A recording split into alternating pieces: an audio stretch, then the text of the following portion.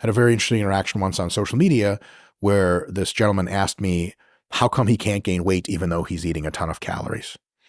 I looked at his calories, looked at his body, and I was like, the fuck? And I was like, look, man, my number one suspicion is that you're not actually eating this much food consistently. He's like, dude, I'm telling you I am. And I'm like, okay, fine. I believe you. I rule that out.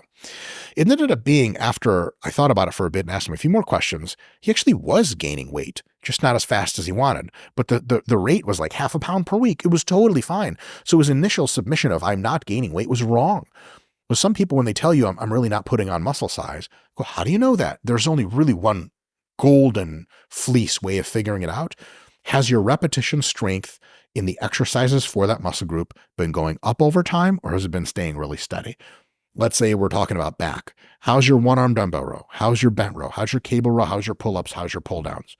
If they're like, yeah, man, over last year, I've really put on fucking just tons of fucking strength onto them.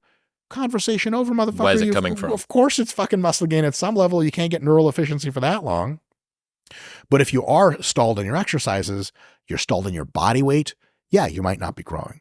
So one big one off that body weight thing is, are you giving yourself enough nutrients to actually gain muscle? I'll quote myself, what a fucking egotistical move that is. I do it all the time. My man. Quoting me or quoting yourself? Both. My man.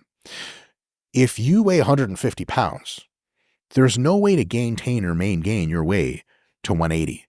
By the laws of physics, you have to gain weight. And the only way to gain weight is either strangely to reduce your physical activity, which most people won't do, or increase the amount of food coming in.